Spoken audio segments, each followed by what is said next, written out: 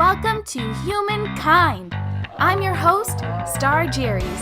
Every week, we highlight kind humans positively impacting their local communities through volunteerism, education, technology, and development. This week, we're in Phelan, California, visiting Chemaine, co-founder of Forever Wild Exotic Animal Sanctuary. Forever Wild is dedicated to preserving the lives of abused, neglected, and abandoned exotic animals through rescue, rehabilitation, and education. By partnering with their community, they hope to change animals' lives and inspire future generations. Let's check it out! Hi everyone, this is Star Jeries from humanKIND, and today I'm at Forever Wild Animal Sanctuary, meeting with Chemaine, one of the co-founders of this wonderful organization doing amazing things for animals in need. Forever Wild has over 200 animals in its care. From snakes to sloths, lions, and panthers, they run the gamut in wildlife. I cannot wait to talk with Chemaine more about what they're doing at Forever Wild, how you can get involved and donate, come out and visit, and of course more about their big plans for the future. Let's head inside. Well, thank you so much for having me out here. Yes, we love having you out here. I just love your guys' story, and of course I watched your Extreme Home Makeover episode, and I always wanted to come out here, and I can't believe I finally made it. Yay! All these years later. But can you tell us a little bit about Forever Wild? Sure. Well, me and my husband, we came up with the idea and created Forever Wild in 1995. We started rescuing animals, and it just started moving quite quickly. And I think it was 2001. We got a board of directors, and we applied and was approved to be a nonprofit sanctuary. We trudged along from there. A lot of sacrifices, a lot of hard work, a lot of dedication and passion. And in 2009, we had, I believe, over 200 nominations for our family and the work we do here. And we were picked for Extreme Makeover. So we got to move that bus. We've been growing. We've been doing more work. We've been expanding. We have a volunteer program here now so that college students can come and get hands-on training. Now, when I say hands-on, that doesn't mean everybody's going in and, scratching tigers and bears around, the ears. They learn general husbandry, which is basically the caring of animals. And they learn how to feed them, clean them properly, safety protocols, administering meds, going to vet visits sometimes helping with surgeries in some capacity, going on rescues sometimes, doing extra credit symposiums, learning more about the animals in depth with USDA or safety things that we go to. There's just a number of ways that we help the volunteers that come on board. So it's a win-win. They need us, we need them. Honestly, we couldn't survive without the people that helps us, our community backing us up, are the volunteers that put in all the work. Without them, this place wouldn't be able to continue to do what it does. So my volunteers are very, very, very important to us, and they all have a special part in our lives. Our family is very much involved. Our board members are amazing. They help us continue the work here because unfortunately it's not a field that is going to stop. I love knowing that we have given many, many animals here an option to live. And that's what it is, a second chance. Yes. Because if there is not places like us, they can't go to zoos. Zoos can't take them. They have their own protocols and stuff that they have to go by. And so private sector animals have to go to places like us that are considered into the private sector. Sometimes we have guests that come through here that are like, why do you take wild animals out of the wild and put them in cages? We don't. That's not our purpose. That's not our mission. That's not where we get the animals from. We get them, the law states if an animal is born in captivity, it stays in captivity the rest of its life. It has to, that's the law. So if you have a tiger that somebody, bred in their backyard or wherever it came from, it has to now stay in captivity in an enclosure the rest of its life. You cannot put it out into the wild. The tough reality is that nobody likes to talk about. It's something that's very hush-hush, is that they'll have to be euthanized. If they can't find a place for it that has legal permits, the animal has to be euthanized. And people don't like to talk about that part.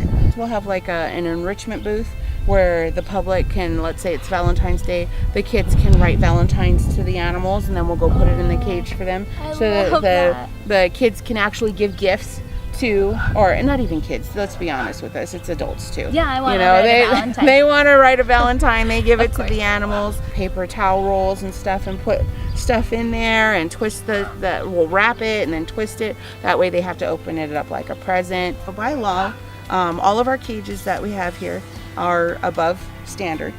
Thicker in steel, larger in size. With our donations and the tours and stuff, we're able to provide very nice enclosures for the animals, and like I said, do a lot of enrichment for them so that they have a good quality of life here. As we're talking about the enclosures and how you're above standard, I know something on your list to do is to create a larger habitat. Yes. So one of our projects, one of our future projects that we're working on is that we're going to build a really big enclosure so that we can take some of our big cats and then we can rotate them. Taj, our male tiger, can go in there for a couple days or a week or so, run, he can play. We'll have like maybe an obstacle course in there, a dug out pond so that he can go swimming if he wants, that kind of thing. Then he'll go back into his enclosure, and then we'll shift another one in there. Maybe Mishka can go in there for a couple days a week. But it's also really cool because Taj will have scented everything, right? He'll be like, okay, this is mine, this is mine, this is mine. He goes back in closure. Mishka will go in there and she'll be like, oh, hold up right now. Now this is mine. So then she goes in there and she has to scent everything. And the next tiger goes in there and it's like, that's really enriching for them because they're working, they're like thinking, and they're moving around. Good. So how would people, other than donations, which of course you need, they can come in for tours. Okay. They can come in. They can also call the front desk and see if there's any available work parties they can come and join to help stretch chain link. They can donate through, I think our Facebook and our website have the PayPal button. They can donate through there. There's many ways and different ways you can donate to the sanctuary. You can send in donations of supplies. You can come in for the tours here at the sanctuary. You can offer to put together work parties, which work parties are usually from 9 to 12, and it's like physical labor here. You do janitorial, you'll do landscaping, you'll put up cages, you'll do different things. How much land do you have here? We have 8.5 acres here. Oh, okay. Yeah, we're still not using all of it, but give us time. And donations. Perfect. That wish list is great. And we'll have that in the comments down below for you, as always. Well, we talked about your events coming up. We talked about volunteers. We talked about how you can get involved. We talked about where you're located. I feel like we... And the dirt road. And the dirt road. When you get to the fork, go left. I would like to meet some animals with you, and just if you have time, and just get to know some of their names, who they are, where they came from. This is Turbo. He's our very special Turbo. He's a ringtail lemur. Yes, he's amazing. We love him so much. He thinks that you should bring him more bananas. And we have our older fox over here, Ava. She was a pet for an older lady, and so she likes us to go in there and give her little scratches. She's a very good girl, but a much older fox. Yes. And she makes cute little noises too, but she's enjoying her lunch right now. Hi, Charlie. How are you? No, that is not a mouse for you to eat. He loves his little pets from all of the girls here that go in and feed and clean him. He enjoys his special moments with them. So he's a crack up. He talks to us a lot too, but everybody seems to be quiet except for the singing dogs today. Hi, Doggy. How are you today, honey? Look at the big boy. He is so handsome. Now he's got shorter legs than most of the tigers. We were told many years ago that he may have some type of form of dwarfism. So if you look at his front of his legs, he has short little stocky legs and they're pretty bold-legged. When he first came to us, he did have some vision problems, so the old owners did not want him anymore because he wasn't workable with his vision problems. But it basically just came down to giving him enough supplements with the taurine in his diet that just helped him. And he's not having any problems since he's been here. Wow. He has his handsome big body, short little legs, but he's adorable. And what he's doing while he's going back and forth, because it It is a feeding day today, so they are going to be getting fed here pretty soon. They get excited. They know by clockwork what time it is and when we are late. So they're expecting that wagon to come around with all their food here pretty soon. Do you fast them? Yes, they do get fast every other day. It is a good, healthy way to maintain good health with the big guys. He's been chuffing since we got here, so. Oh, look at that handsome boy. Oh, you're so handsome, huh?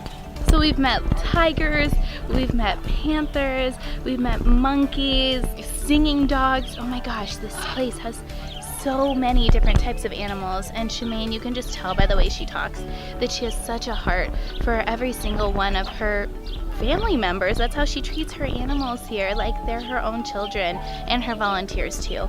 I'm so happy that we came out. Bobcats are my favorite animal. They are. Well, these are my babies. Look at the babies. How's the babies doing? Look at the babies. They're like, we only want to talk to you right now if you have some meat for us. Because Wow, it's feeding time. So beautiful. Yes, they are. We have Taboo up there and Kasara down here. Aww. Hi. Wow. Guess who just signed up for an extreme feed? Oh, this girl. Nicole's gonna help me feed some tigers.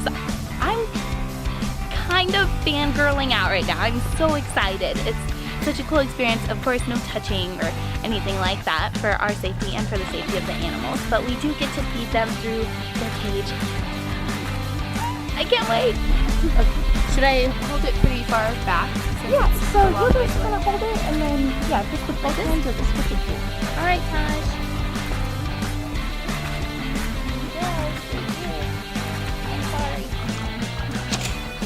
Good job, Taj!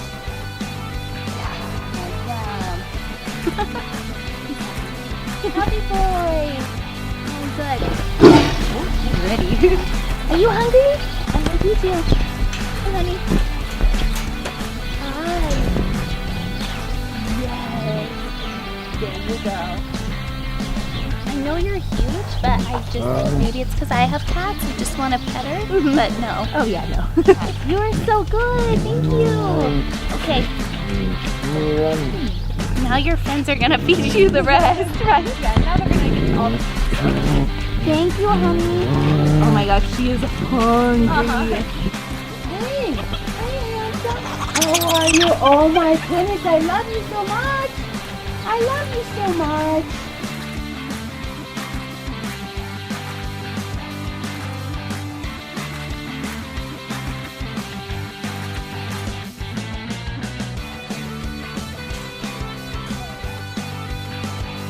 So, supplies, tours, PayPal buttons. Oh my.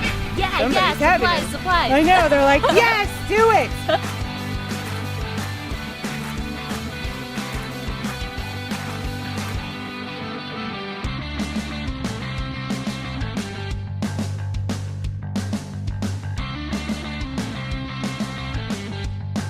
Oh my gosh, so funny. All right. Oh my goodness, little lady.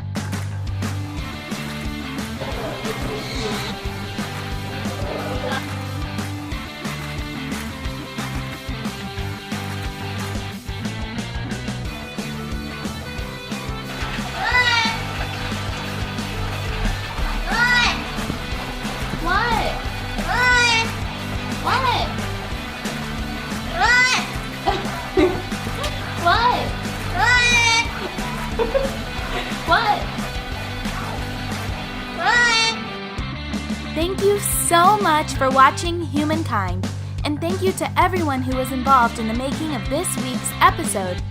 Be sure to subscribe to our YouTube channel and follow us on Facebook and Instagram at Choose Humankind. We post videos every Monday. Love others, love yourself, and stay kind. See you next week.